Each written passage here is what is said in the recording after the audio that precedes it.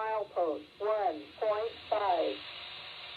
Sometimes a certain smell will take me back to when I was young. How come I'm never able to identify where it's coming from? I'd make a candle out of it if I ever found it. Try to sell it, never sell out of it. I'd probably only sell one.